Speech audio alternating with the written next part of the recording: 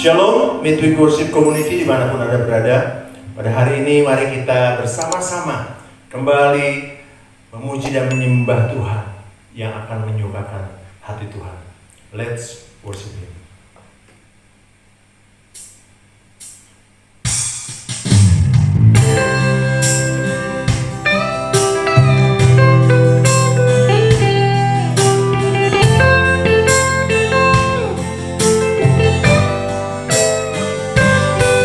Di saat ku bersedih,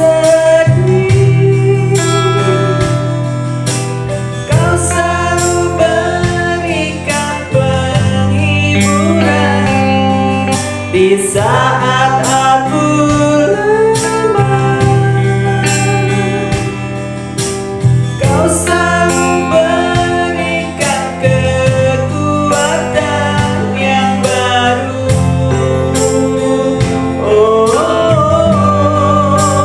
Terasa damai saat ku menyembahmu. Terasa damai saat di hadiratmu. Tak ada takut, tak ada gelisah, tak ada khawatir. Hatiku damai saat ku menyembahmu. Hatiku damai saat di hadiratmu. Kasih-Mu nyata menjamah hatiku, memulihkanku.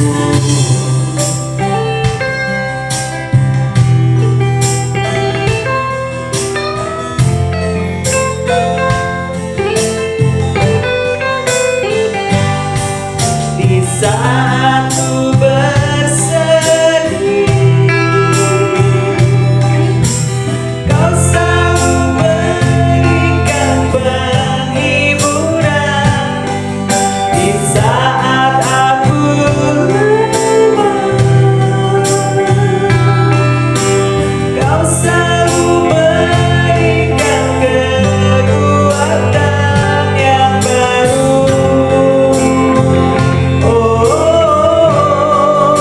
Terasa damai saat ku menyembahmu. Terasa damai saat di hadiratmu. Tak ada takut, tak ada gelisah, tak ada khawatir.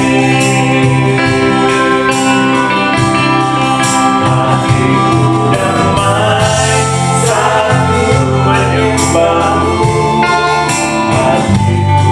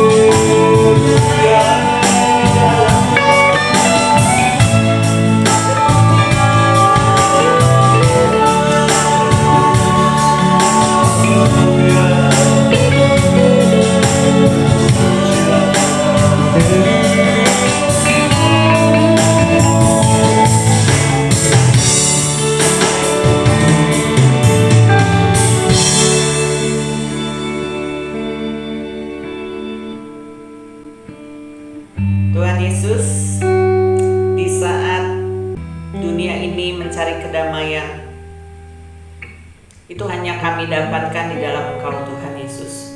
Biarlah kami menyadari hal itu. Ketika segala sesuatunya mungkin tidak seperti yang kami harapkan, tetapi biarlah Tuhan Yesus kami boleh merasakan sukacita, kami boleh merasakan damai sejahtera di dalam Tuhan. Biarlah Tuhan Yesus firman Tuhan yang boleh senantiasa meneguhkan kami, menguatkan kami melewati proses kehidupan ini. Dan kami boleh terus yakinkan diri kami bahwa Tuhan gak pernah meninggalkan kami. Tuhan selalu beserta dengan kami. Apapun yang sedang kami alami saat ini, kami percaya dan kami tetap ingat akan firman Tuhan, bahwa Tuhan turut bekerja dalam segala sesuatu untuk mendatangkan kebaikan buat kami semua. Untuk kami yang boleh terus mengasihi Tuhan, biarlah kasih kami kepada Tuhan boleh semakin bertambah. Terima kasih Tuhan, kami percaya di Midweek Worship Community saat ini Tuhan sudah menyiapkan firman-Mu yang baru Tuhan Yesus untuk kami semua.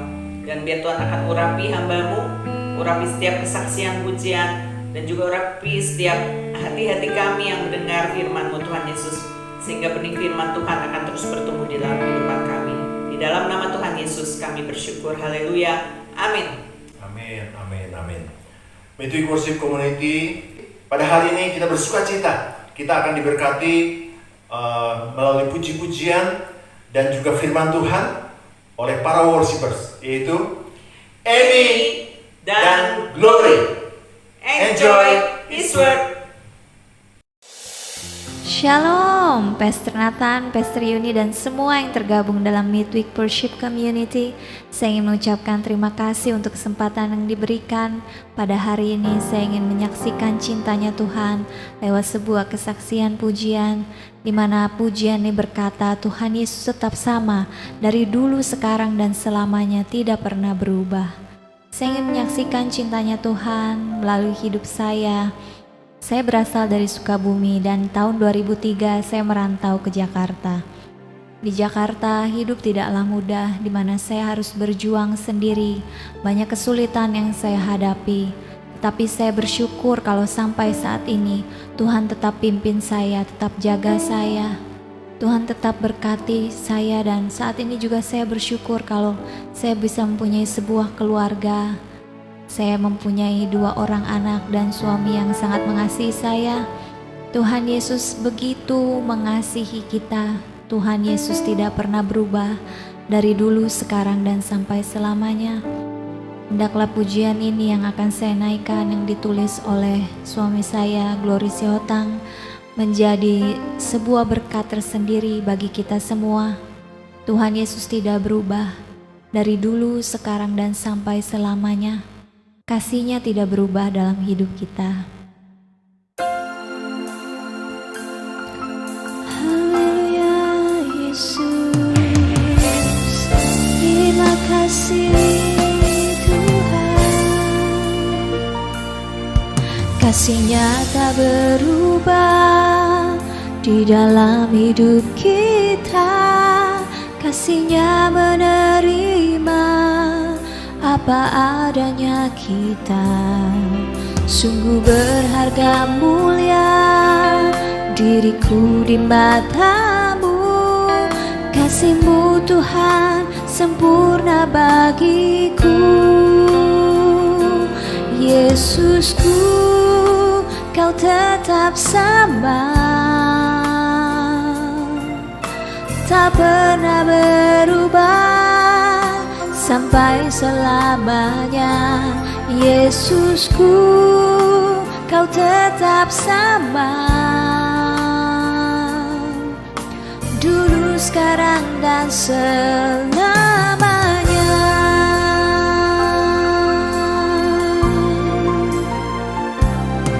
Haleluya, terima kasih Tuhan. Kasih-Nya tak berubah di dalam hidup kita. Kasih-Nya menerima apa adanya kita. Sungguh berharga mulia diriku di mata-Mu. Kasih-Mu Tuhan sempurna ada bagiku. Yesusku, Kau tetap sama, tak pernah berubah sampai selamanya. Yesusku, Kau tetap sama, dulu, sekarang, dan selamanya. Sampai memutih rambutku, Kau tetap setia, takkan meninggalkan, takkan membiarkan. Oh, Yesusku, Kau tetap sama, tak pernah berubah sampai selamanya. Yesusku, Kau tetap sama, dulu, sekarang, dan selamanya. Yesusku, Kau tetap sama, tak pernah berubah sampai selamanya. Yesusku, Kau tetap sama, dulu, sekarang, dan selamanya. Dulu, sekarang, dan selamanya. Dulu, sekarang, dan selamanya.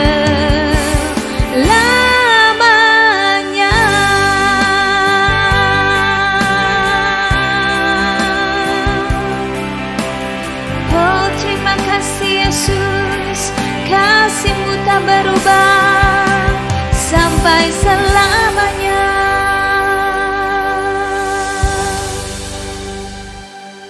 Tuhan Yesus memberkati.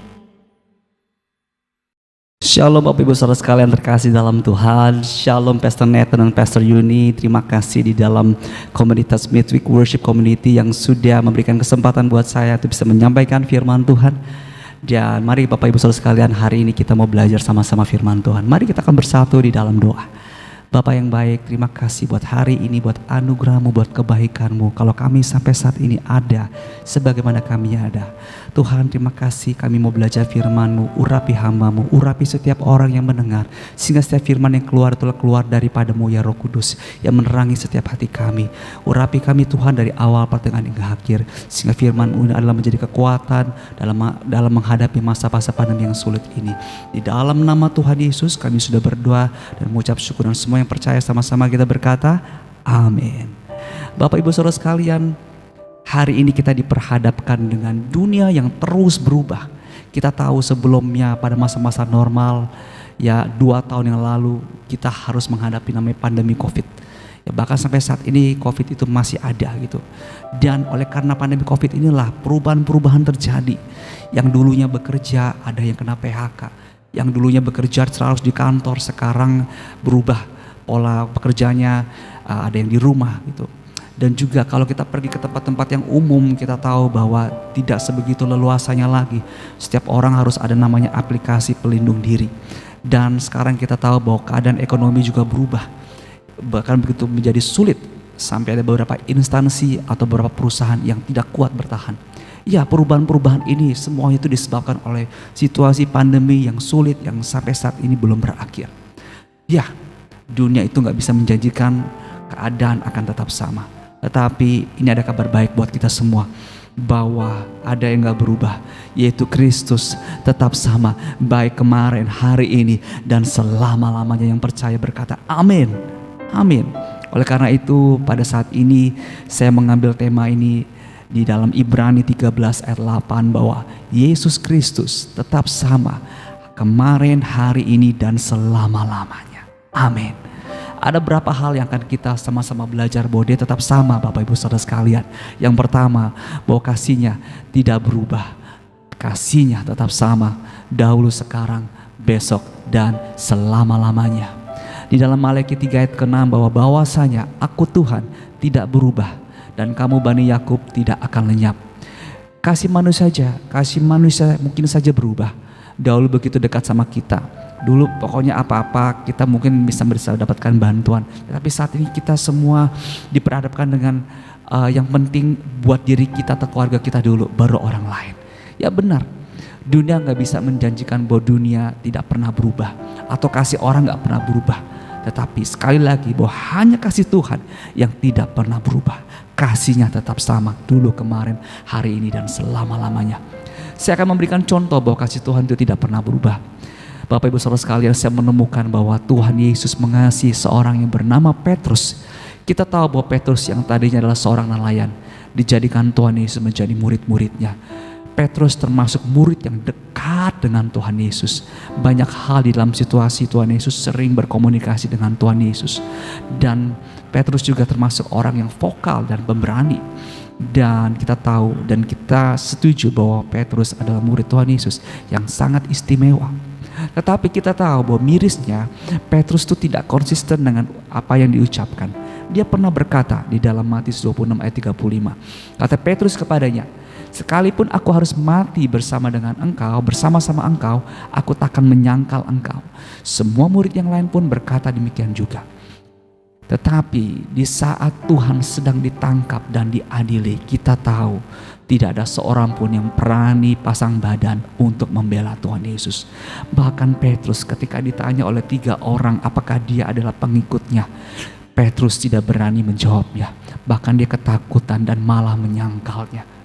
Bahkan sampai Tuhan Yesus disalib, kita tahu bahwa Petrus tidak bersama-sama dengan Yesus.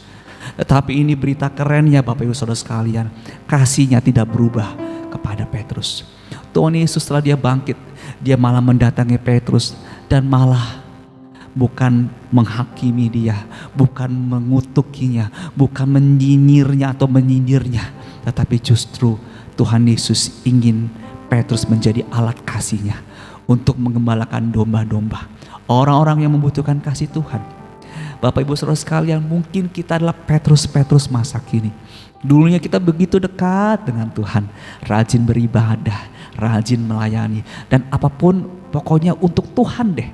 Ya, tetapi kekecewaan hidup, masalah rumah tangga dan keluarga, kemarahan dengan situasi pandemi yang kok gak pernah berakhir ini, sehingga engkau mungkin menanyakan, di mana Tuhan saat ini? Apakah engkau benar-benar hidup? Apakah engkau benar-benar ada? Kenapa pandemi ini diizinkan kepada kami? Pandemi ini merupakan ujian buat kita semua, ujian iman buat semua orang percaya. Bapak Ibu Saudara sekalian, ketika Tuhan Yesus mati, murid-murid Tuhan Yesus termasuk Petrus seperti kehilangan pegangan dan harapan. Mereka bahkan kembali kepada kehidupan yang lama, yaitu sebagai penjala ikan atau nelayan. Petrus kembali kepada kehidupannya yang lama. Panggilannya di dalam melanjutkan misi sorga yang dibawa oleh Tuhan Yesus ke dunia ini benar-benar sudah dilupakan. Padahal Petrus banyak menyaksikan perbuatan-perbuatan ajaib yang dilakukan oleh Tuhan Yesus. Suatu waktu Bapak Ibu Saudara sekalian, secara tidak sengaja saya bertemu dengan teman yang sudah lama, seorang hamba Tuhan juga. Dan kami saling menanyakan bagaimana kabarnya. Lalu kami juga menanyakan kabar-kabar teman kami yang lainnya. Lalu saya sedikit kaget Bapak Ibu Saudara sekalian dengan teman yang dahulu pernah bersama-sama dengan kami melayani Tuhan di gereja di dalam penggembalaan. Saya mengenal beliau adalah seorang yang sangat bertalented. Dia bisa memimpin pujian, dia bisa menyampaikan firman Tuhan, bahkan dia bisa mengajar. Seorang yang pintar, yang luar biasa. Dia seorang worship leader, bahkan menjadi staf penggembalaan di suatu gereja. Tetapi waktu saya mendengar dari temanku ini bahwa dia sekarang sudah meninggalkan panggilannya menjadi hamba Tuhan, sekalipun dia harus mengajar di dalam suatu sekuler gitu ya, ternyata disebabkan oleh karena dia mengalami masalah keluarga. Istrinya dahulu yang menemani dia waktu dalam pelayanan, mereka harus mengalami namanya perceraian. Wow, sungguh miris dan sangat sedih. Dia harus meninggalkan panggilan hidupnya sebagai hamba Tuhan. Kita berdoa supaya Tuhan akan menyentuh hatinya kembali untuk melayani Tuhan. Nah, pada waktu Tuhan mati, ya mati tanda kutip, atau nggak ada di dalam kehidupan kita, kita juga bisa seperti Petrus Bapak Ibu Saudara sekalian, kembali kepada kehidupan kita yang lama. Mungkin jangan-jangan kita yang dulunya udah berhenti merokok, mulai merokok lagi. Menonton film-film yang tidak pantas. Ya, menjadi orang-orang yang pemarah. Dulunya udah sepertinya udah mulai sabar ya, udah mulai bisa tahan diri, tapi sekarang karena sudah hubungannya dia dengan Tuhan, tidak merasakan lagi kembali kehadiran Tuhan, akhirnya menjadi malas, jadi emosi, suka pemarah, bahkan mudah menyerah dan mudah putus asa.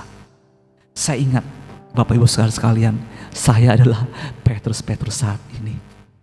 Pada waktunya dulu saya begitu rajin beribadah dan melayani Tuhan.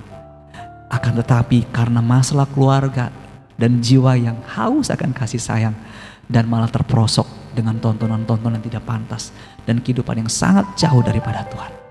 Tetapi inilah Tuhan Yesus, kasih yang gak pernah berubah. Dia menarik saya kembali dari lembah dosa, dari lumpur dosa, dari lembah kegelapan, karena dia mengasihi saya dan dia juga mengasihi Bapak Ibu saudara sekalian. Dan kalau sampai saat ini saya masih bisa melayani Tuhan, itu karena kasih Tuhan tidak pernah berubah kepada saya. Tuhan masih mau pakai saya dan saudara, jikalau kita mau mendengar suaranya yang membuka pintu hatimu. Wahyu 3 ayat 20 berkata, Yesus berfirman, lihat, aku berdiri di muka pintu dan mengetuk. Jikalau ada orang yang mendengar suaraku dan membukakan pintu, aku akan masuk mendapatkannya dan aku makan bersama dengan dia dan ia bersama-sama dengan aku. Pada hari ini jikalau kamu mendengar suaranya, janganlah kamu keraskan hatinya. Amin. Haleluya. Hal yang kedua yang bisa kita dapatkan bahwa Yesus tetap sama. Yang kedua, Tuhan Yesus tidak memandang latar belakang kita.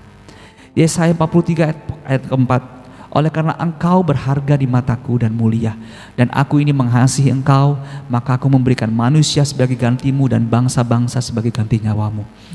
Ada beberapa peristiwa yang menunjukkan betapa Tuhan Yesus mengasihi kita tanpa memandang siapa dan latar belakang kita. Yang pertama adalah, satu, ada perempuan berdosa yang membersihkan kaki Yesus dengan air matanya dan rambutnya, lalu mencium kakinya dan meminyaki dengan minyak wangi. Dan itu ada ceritanya di dalam Lukas 7 ayat 36 sampai 50. Dan kita tahu bahwa Tuhan Yesus diurapi oleh perempuan yang saat itu dikenal sebagai orang berdosa. Dan kita tahu bahwa Tuhan Yesus tidak menghakiminya, bahkan tidak mempermalukan perempuan itu. Tapi bala Tuhan Yesus mengatakan, dosamu sudah diampuni dan jangan berbuat dosa lagi. Dan yang kedua, ada lagi perempuan Samaria yang bertemu dengan Tuhan Yesus di sumur Yakub. Yesus tahu bahwa perempuan ini sudah memiliki 5 suami. Terbalik ya, biasanya beberapa istri ya, biasanya suami yang memiliki beberapa istri, tetapi justru istri yang memiliki beberapa suami. Tetapi Tuhan Yesus mau berbicara dengannya, bahkan mau menyelamatkan jiwanya. Dan luar biasanya juga melalui perjumpaannya dengan Tuhan Yesus, wanita ini, perempuan ini yang memiliki, yang seharusnya perempuan yang wow luar biasa kalau dibicarakan sama orang itu perempuan yang gak benar gitu ya. Tetapi Tuhan Yesus memakai perempuan ini untuk menjadi kesaksian, sehingga orang-orang di kota itu diundang untuk datang kepada Yesus, sehingga bisa mengenal Tuhan Yesus, belajar firman Tuhan, bahkan mereka percaya kepada Tuhan Yesus. Wow, luar biasa. Sudah 2 perempuan yang mempunyai kehidupan yang begitu istilahnya tidak baik, tetapi Tuhan mengasihinya. Tuhan tidak mencampakkannya, tetapi Tuhan mengasihi dan memakai sebagai alat kasihnya. Yang ketiga, Tuhan Yesus juga pernah diperhadapkan dengan perempuan yang kedapatan berzina. Kita tahu ya, di dalam suatu ceritanya pada waktu itu perempuan ini diseret, diperhadapkan, lalu seperti kayak mungkin didorong, lihat nih Tuhan Yesus, ini ada perempuan yang kedapatan berzina. Kalau dalam kita mengambil ilustrasinya seperti itu. Lalu apa yang dilakukan Tuhan Yesus? Sekalipun orang-orang di situ yang menganggap dirinya benar berkata, kalau dalam hukum Musa dia harus dirajam, harus dilempari oleh batu. Pada waktu itu Tuhan Yesus hanya seperti jongkok lalu dia menulis sesuatu. Tapi waktu didesak, apa yang harus dilakukan? Hai Yesus, pada perempuan ini. Nah, lalu Tuhan Yesus hanya bilang berkata, wow, ini yang luar biasa ya. Barang siapa yang tidak pernah berdosa, biarlah dia melempari yang pertama kepada perempuan ini. Dan apa yang terjadi, kita tahu bahwa semua pria, semua orang yang tadinya menghakimi, Mereka semua satu persatu meninggalkan perempuan itu dan Yesus. Dan hanya Yesus dan hanya Maria itu saja. Dan luar biasa ini. Tuhan tidak menghukum dia. Tuhan tidak menghakimi dia. Tetapi Tuhan Yesus katakan jangan perlu buat dosa lagi. Wow, Bapak Ibu Saudara sekalian. Kalau seandainya saudara dan saudari mempunyai latar belakang yang tidak baik, bahkan engkau pernah merasa situasi dijebak sehingga kau harus jatuh di dalam lembah dosa, lembah pergaulan seks, dosa seks, sehingga menyebabkan kau susah keluar. Saya nggak peduli kalau siapapun Anda, Bapak Ibu Saudara sekalian, saat ini mungkin kau sudah bebas, tapi engkau terintimidasi lagi dengan masa-masa lalu. Ingat, datang terus kepada Yesus. Dia sanggup melepaskan engkau. Dia Tuhan yang mengasihi kita. Dia menerima engkau apa adanya. Dia pribadi yang tidak menghakimi engkau, tetapi mengasihimu dengan kasih yang sempurna. Buka hatimu, akui segala dosamu, dan terima Yesus sebagai Tuhan dan Juru Selamatmu sekarang juga. Apapun latar belakang hidupmu, seorang pendosa, penjinah, perempuan tunasusila atau pria tunasusila, Tuhan Yesus mengasihimu dan tidak memandang latar belakangmu. Haleluya. Yang ketiga, kita percaya bahwa Yesus Kristus tetap sama dari kemarin, hari, dan selama-lamanya. Saya belajar bahkan juga dari seorang Saulus yang mempunyai latar belakang pernah menganiaya banyak orang Kristen. Tetapi oleh karena perjumpaannya dengan Tuhan di jalan, waktu dia mendapatkan mandat untuk membunuh atau mengumpulkan orang-orang yang percaya bahkan untuk dibunuh. Pada waktu itu Yesus berjumpa dengannya di tengah jalan dan berkata, Saulus, Saulus, mengapa kau menganiaya aku? Dan pada waktu itu dia tidak bisa melihat. Dan dari situlah perjumpaan Tuhan Yesus yang mengubah seorang Saulus yang tadinya menjadi penganiaya Kristen, tetapi dia kumpulkan orang bukan untuk dianiaya, tetapi kumpulkan orang untuk membawa misi surga. Wow, luar biasa. Seorang Saulus yang tadinya penganiaya sekarang menjadi pahlawan-pahlawan Tuhan.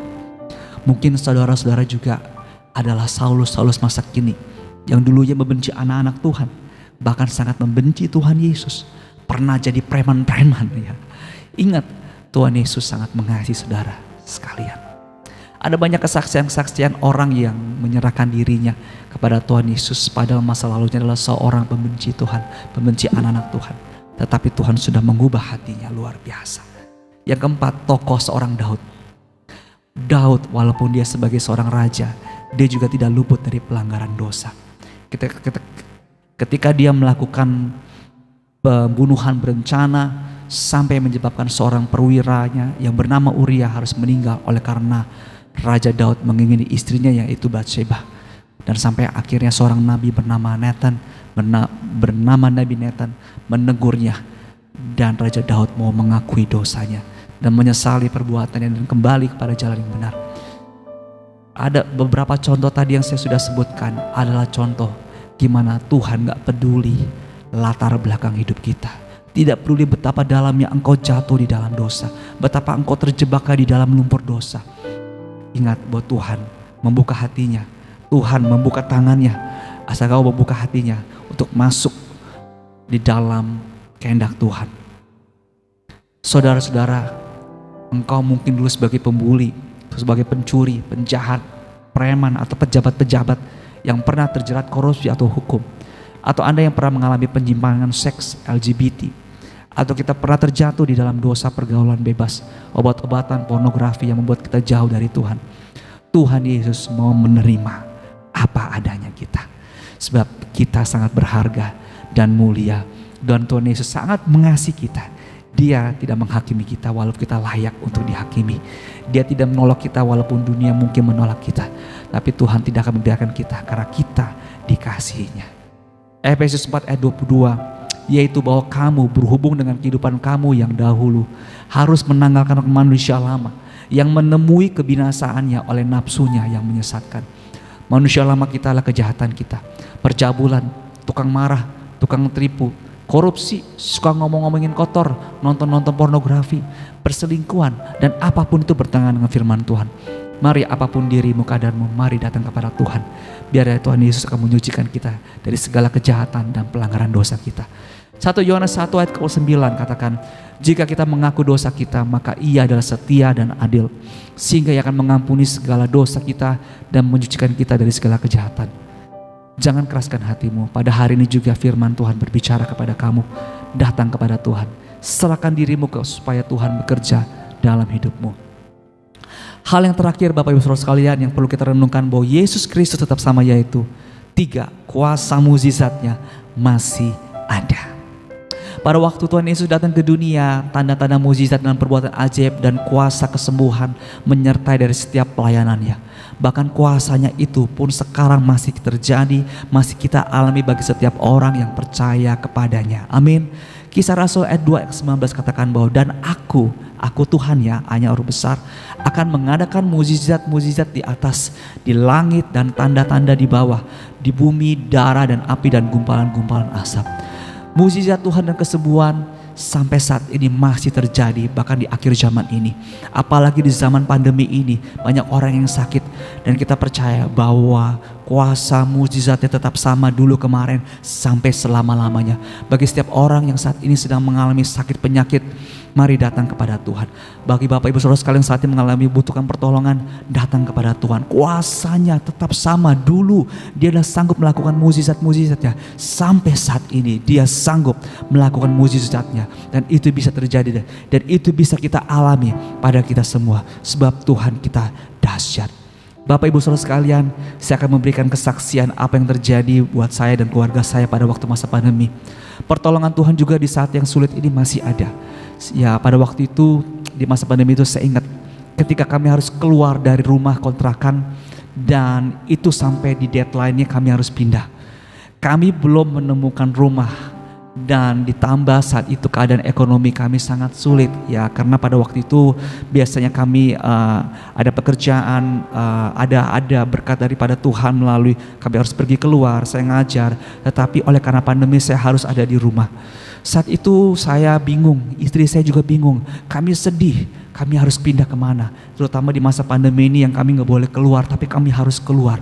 Tapi kami, ataupun saya juga ingat ada ayat yang berkata, Mazmur 37 ayat 5, serahkanlah hidupmu kepada Tuhan dan percayalah kepadanya dan Ia akan bertindak. Di tengah jalan, istri teringat dengan seorang kakak rohani kami yang kami sungguh tidak tahu kenapa kami ingin menghubungi beliau. Dan ternyata dari beliau lah ada tempat kontrakan yang memang kosong. Padahal tempat itu katanya sudah banyak yang minat ya untuk ditempatkan. Tetapi selalu ditolak oleh pemiliknya. Dan ternyata Tuhan sudah mempersiapkan buat saya dan keluarga. Bahkan di tempat itu kami bisa membayarnya dengan harga yang sangat spesial. Pada waktu itu kami sungguh bersyukur pada Tuhan, bahkan kami menangis sejadi-jadinya. Dan di tengah proses berjalan pun kami harus bersiap-siap untuk pindah. Kami harus nyicil-nyicil barang kami untuk pindah. Tetapi kami juga membutuhkan uang untuk membeli beberapa alat perlengkapan rumah tangga. Pada waktu itu kami juga harus bingung, kami harus mendapatkan uang dari mana. Tetapi inilah Tuhan yang luar biasa.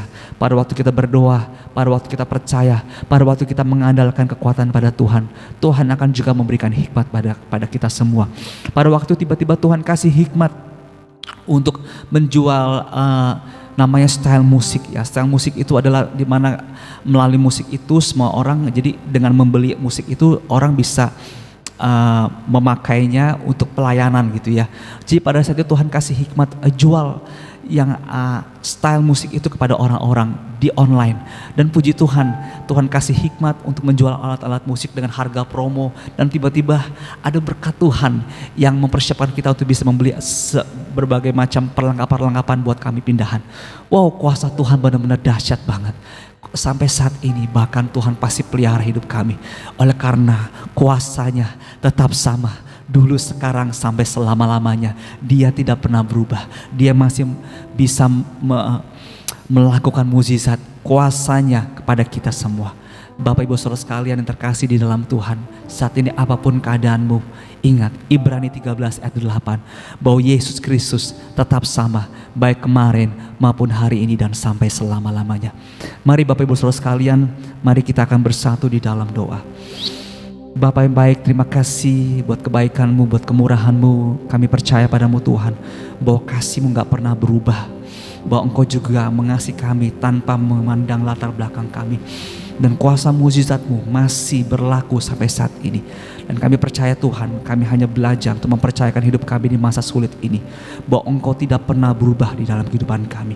Mari Bapak Ibu Saudara sekalian, mari serahkan hidupmu saat ini. Apapun keadaanmu, mari datang kepada Tuhan. Dia tidak pernah mengecewakanmu, Dia tidak pernah melupakanmu, Dia sangat mengasihimu. Mari buka hatimu kepada Tuhan.